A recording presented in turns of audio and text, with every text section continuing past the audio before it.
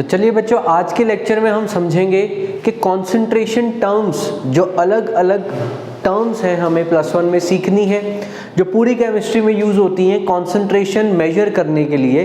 वो यहाँ पे मैंने कुछ लिस्ट भी बनाई हुई है, 1 बाय 1 हम इन सबको डिस्कस करेंगे। पर उससे पहले मैं एक बार बात करना चाहूँगा कि कंसंट्रेशन होती क्या है। कंसंट्रेशन एक्चुअल में यूज़ कहाँ हो रही है डेली लाइफ में। जब भी आप कभी कोई मेडिसिन लेने जा रहे हो, जैसे कि सिरप्स जो होते हैं, सिरप कफ सिरप हो गया या कोई और मेडिसिन, उसकी जो कंसंट्रेशन है वो बाहर लिखी रहती है। जैसे अभी अभी हम लॉकडाउन वाले फेज से होके आए हैं, कोरोना काल को हमने निकाला है, तो हमने बहुत सारे सैनिटाइजर्स यूज़ करे हैं। और आपने अक्सर सुना होगा कि सैनिटाइज़र वो वाला यूज़ करो जो अल्कोहल बेस्ड हो, ताकि वो आपके हैंड्स को अच्छी तरह सैनिटाइज कर दे, राइट। तो वो अल्कोहल बेस्ड जब आप सैनिटाइजर लेने जाते थे तो वहाँ पे क्या देखते थे, उसके ऊपर ऐसे लिखा होता था कि इतने % इसमें अल्कोहल है। मतलब वो आप कुछ नहीं देख रहे हो, जस्ट कॉन्सेंट्रेशन ही देख रहे हो।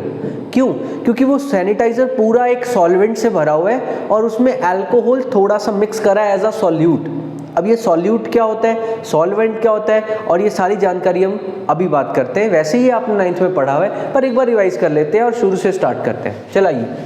तो यहाँ पे हमारे पास सबसे पहले बात आती है कि कॉन्सेंट्रेशन क्या होगी। कॉन्सेंट्रेशन हमेशा होती है सॉल्यूशन की। कभी भी एक चीज की कॉन्सेंट्रेशन हम नहीं निकाल सकते, सॉल्यूशन की कॉन्सेंट्रेशन होती है। सर सॉल्यूशन किससे बनता है? Solution is made with 2 components, जिसको एक को बोलते हैं हम सॉल्यूट, उसको ऐड करते हैं किसमें, सॉल्वेंट में, और यहाँ पे हमारा सॉल्यूशन तैयार होता है। और सॉल्यूशन की ही कुछ कॉन्सेंट्रेशन होती है। ओके, तो सर सॉल्यूट क्या हुआ? अब जो माइनर पार्ट होता है, मतलब जो जिसकी अमाउंट लेस होती है, जो लेस अमाउंट में अवेलेबल होता है सॉल्यूशन के अंदर, उसको हम क्या बोल देते हैं, सॉल्यूट।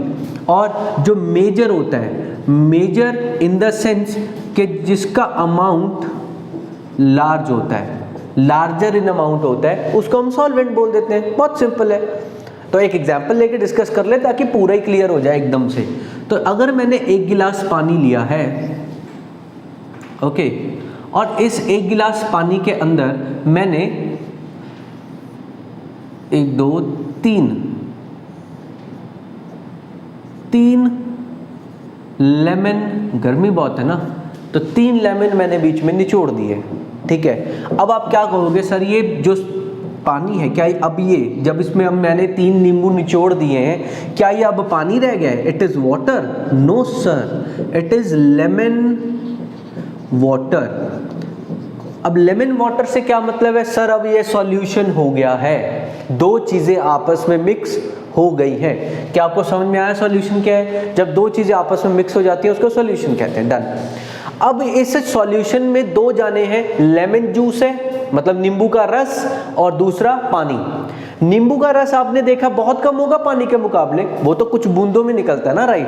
तो आप क्या कहेंगे कि नींबू का रस बहुत कम है एज कंपेयर टू गिलास में जितना पानी है, राइट। तो नींबू का रस हमारा हुआ सॉल्यूट और पानी हुआ हमारा सॉल्वेंट। वैसे मैं आपकी जानकारी के लिए बता दूं कि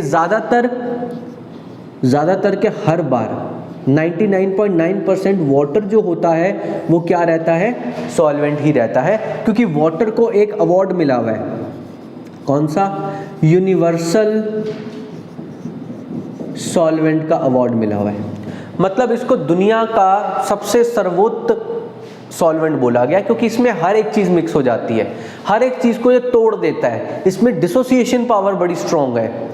इसके बारे में कभी फिर चर्चा करेंगे कि दुनिया की हर एक चीज पानी के आगे आके हार जाती है। तो इसलिए पानी को सबसे बड़ी क्या बात बोली गई है कि तू है एक यूनिवर्सल सॉल्वेंट जिसमें सारी चीजें मिक्स हो जाती है। चलो अब आगे चलते हैं।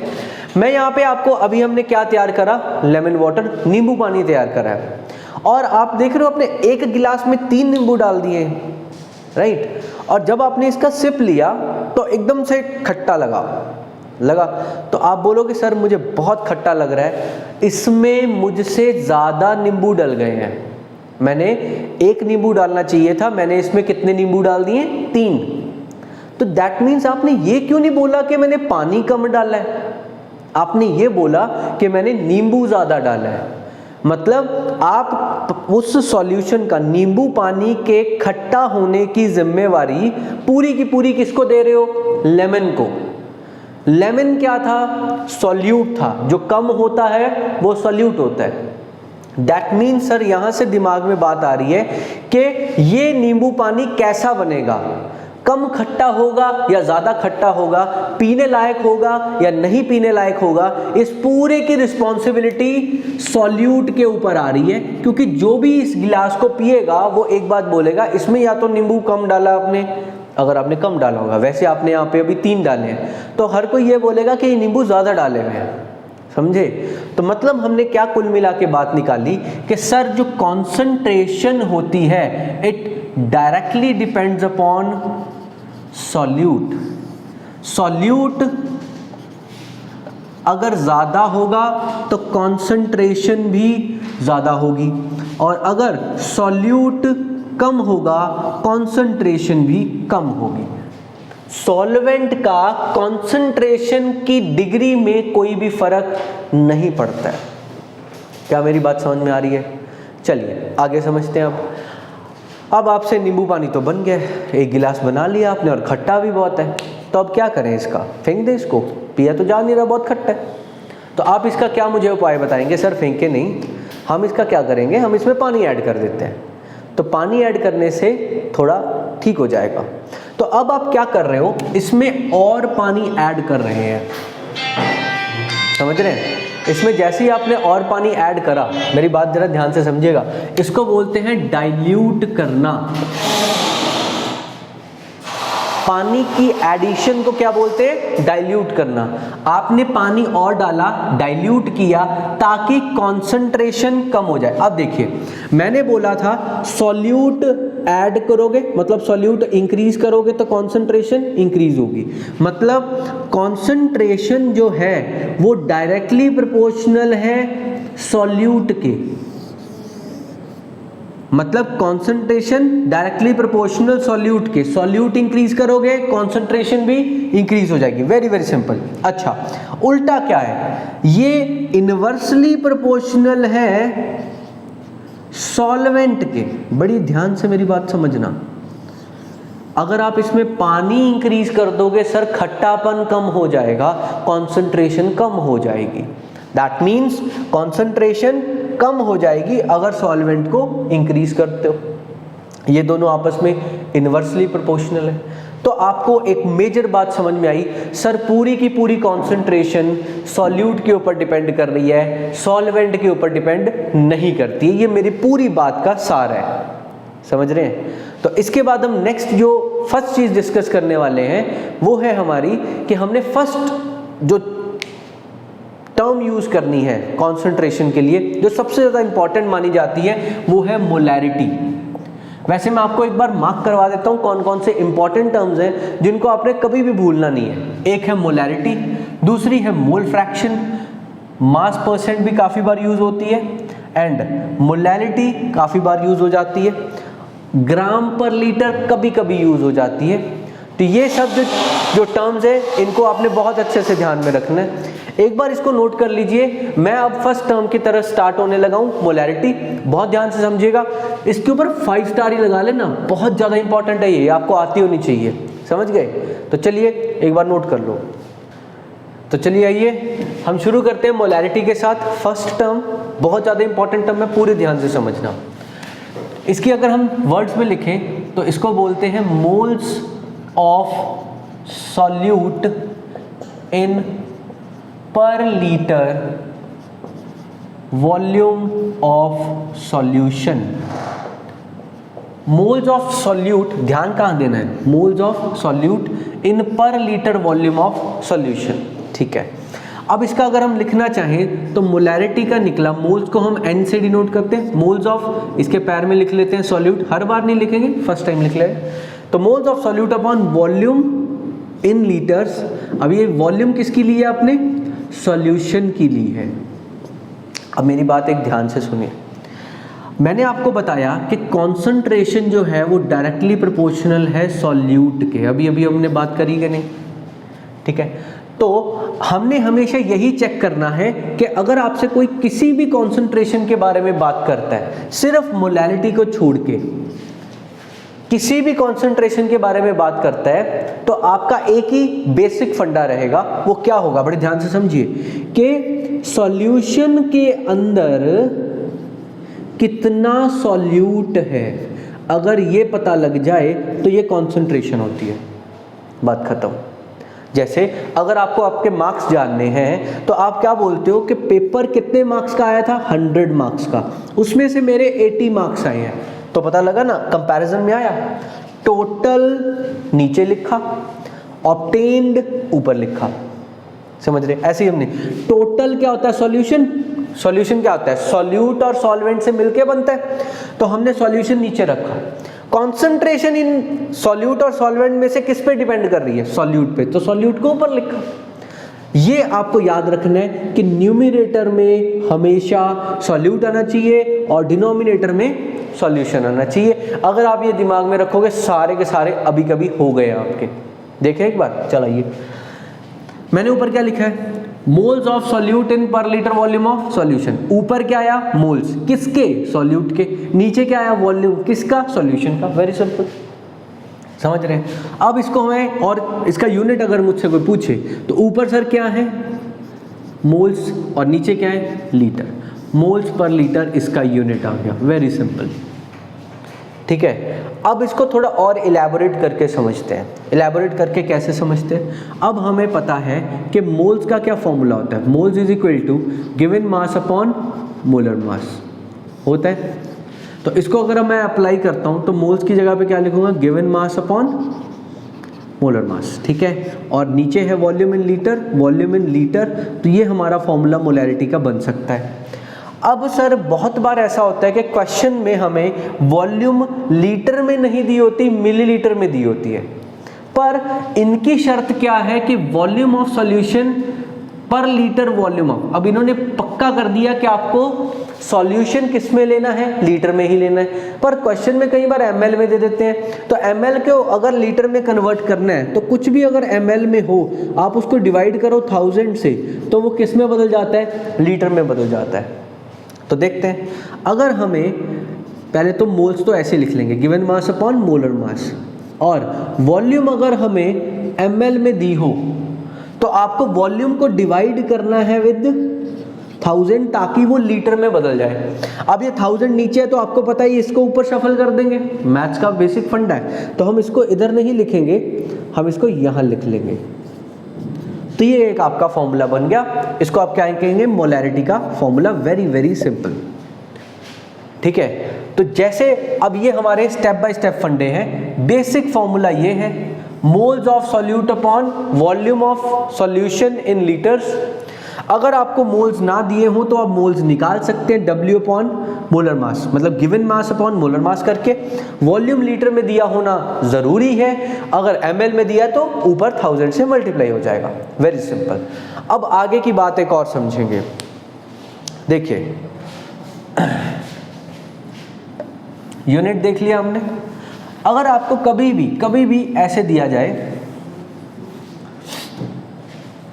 सपोज करिए कहीं लिखा हो 25 मोलर, ऐसे लिखा होता है, मतलब ये मोलैरिटी की वैल्यू दे रहे हैं। तो आपको अपना दिमाग चला के इसको कैसे लिखना है, 25 मोल्स पर लीटर। क्यों? क्योंकि सर हमें पता है कि मोलैरिटी का यूनिट जो होता है वो मोल्स पर लीटर होता है, पर हम उसको ऐसे भी लिख सकते हैं, ऐसे भी लिख सकते हैं, दोनों क्षेत्र में लिख सकते हैं। पर आपको याद क्या रखना है कि क्वेश्चन में ऐसे दिया रहेगा, ध्यान रखना है, क्वेश्चन में ऐसे दिया रहेगा, पर आपको अपने दिमाग में ऐसे चलाना है। अब आप पूछोगे क्यों, ऐसा क्यों करना है? देखो, ये अब आपको एक चीज बता रहा है, 25 मोल्स पर लीटर, मतलब 25 मोल्स, फॉर्मूला याद है? अब ये मैं लिखा था जो मैंने, मोल्स ऑफ सॉल्यूट, मोल्स किसके थे, सॉल्यूट के। तो 25 मोल्स किसके हैं, सॉल्यूट के हैं। किसमें, इन 1 लीटर वॉल्यूम ऑफ सॉल्यूशन। ये इतनी सी बात का ये मतलब है। तो सर इससे क्या फर्क पड़ेगा? बेटा आपको मोल्स मिल गए सॉल्यूट के, मतलब आप कह सकते हो n = 25, सीधा मोल्स मिल गए सीधा, और वॉल्यूम का भी पता लग गया, कितनी 1 लीटर। क्या मेरी बात समझ में आई? तो आपको कभी भी इसको 25 मोलर नहीं बोलना है, आपको बोलना है 25 मोल्स पर लीटर। मतलब ये मोल्स हैं, एक्चुअल में ये 25 क्या है, मोल्स हैं किसके, सॉल्यूट के। ये इस तरह सोचोगे तो दिमाग में क्वेश्चन सेट होगा, समझ रहे हैं। एक और चीज,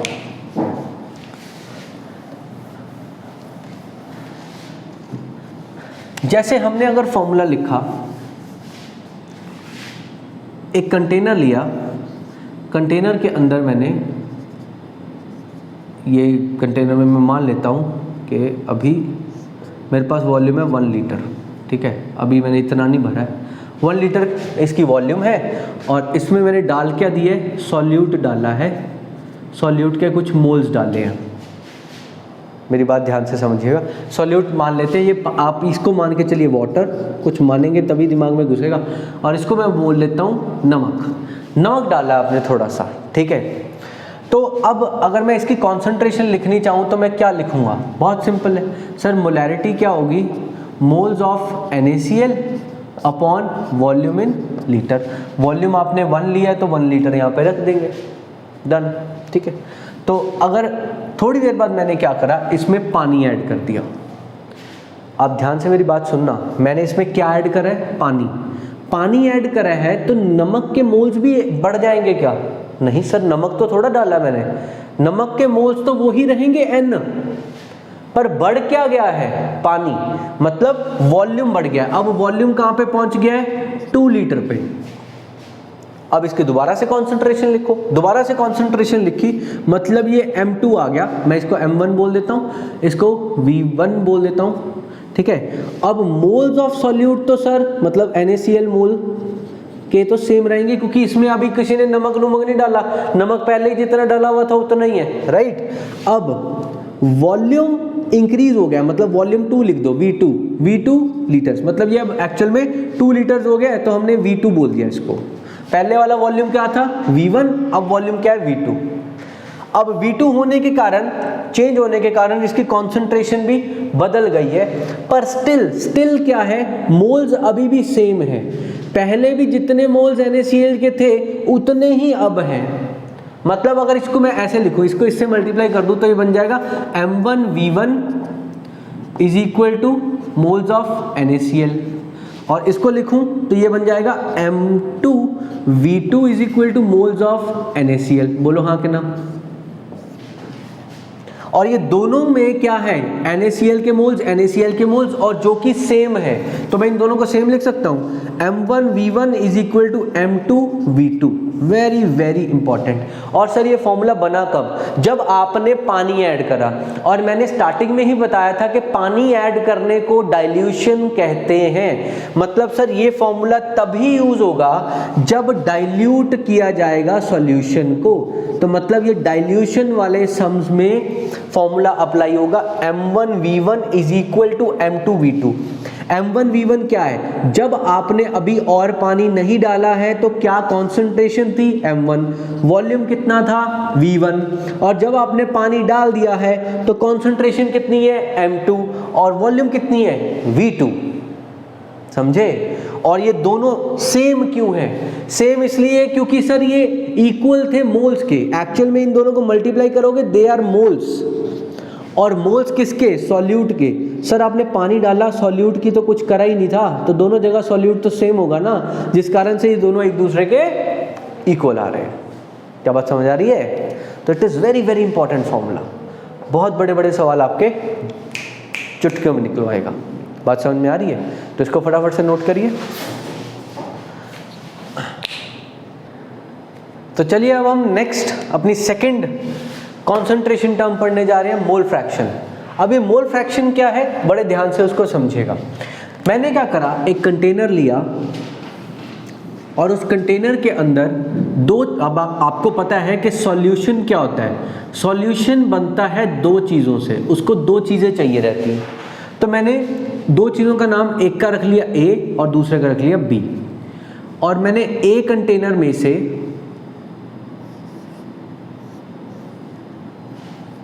इस तरह कंटेनर बना लेते हैं ना, तो ए कंटेनर में से कुछ मोल्स डाले, मतलब मैं कह सकता हूँ ये मोल्स ऑफ ए है, और बी कंटेनर में से भी कुछ मोल्स डाले, ये मैं बोल सकता हूँ मोल्स ऑफ बी है।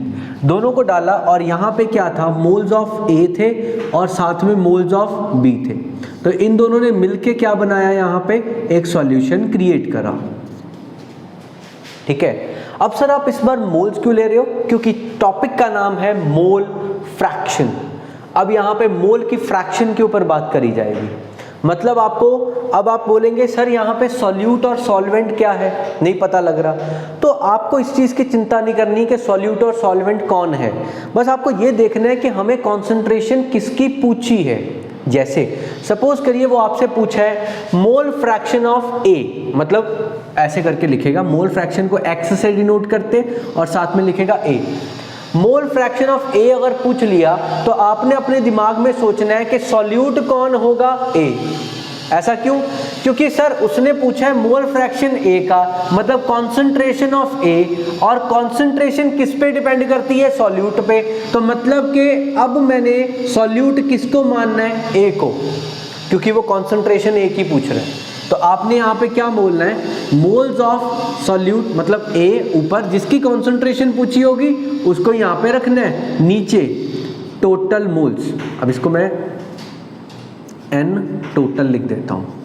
अब n टोटल का क्या मतलब है, Na upon Na plus NB। Very very simple, बहुत ही आसान है, ये बच्चों वाला के। मोलैरिटी अगर बेटा तुमने सीख ली तो बाकी हलवा है सारा, हलवा। मोलैरिटी सबका किंग है, इसलिए मैंने सबसे ऊपर रखा था, डिटेल में समझाया आपको। क्वेश्चन करोगे दिमाग खुल जाएगा। बस बात वही बात याद रखनी है मेरी कि जैसे कि 25 या 30 m लिखा है तो उसको m नहीं सोचना है, मोल्स पर लीटर सोचना है। मैं दोबारा रिवाइज करवाई जा रहा हूँ किसी और टॉपिक में किसी और को, ठीक है, क्यों, याद रखना ज़रूरी है। आ जाओ, अब अगर आपसे मोल फ्रैक्शन b की पूछी हो तो इसको हम कैसे लिखेंगे। अब सर वो कॉन्सेंट्रेशन किसके अकॉर्डिंग पूछ रहा है, बी के अकॉर्डिंग, तो आप लिखेंगे moles of B upon total moles is equal to NB upon Na plus NB। Total तो सर वही रहेंगे ना, टोटल मोल्स तो वही रहेंगे, Na upon Na plus NB। समझ रहे हैं मेरी बात। तो अगर आपसे मोल फ्रैक्शन ऑफ ए पूछेगा तो मोल्स ऑफ ए ऊपर रख दोगे, मोल फ्रैक्शन ऑफ बी पूछेगा तो मोल्स ऑफ बी ऊपर रख दोगे। बहुत सिंपल है, ये तो कुछ है ही नहीं इसमें। अगर हमें बोला जाए कि दोनों मोल्स फ्रैक्शंस को अगर आप ऐड करो, मतलब XA प्लस XB हो, तो क्या आंसर आएगा। XA का मतलब क्या है, moles of A upon moles of A plus moles of B। अब B के बारे में, moles of B upon moles of A plus moles of B। अब यहाँ पे दोनों का LCM जो है वो सेम आ रहा है, डिनोमिनेटर सेम है, तो हम नीचे क्या ले लेंगे, Na प्लस NB, और ऊपर भी क्या आ जाएगा, Na प्लस NB। अब ये पूरे का पूरा, इस पूरे के पूरे से क्या हो जाएगा, कैंसिल आउट, और यहाँ पे आ जाएगा 1। वेरी वेरी इंपॉर्टेंट एक्सप्रेशन जो आपके दिमाग में बिल्कुल छपा होना चाहिए। इसको हम एक फ्रेम के अंदर लिखते हैं,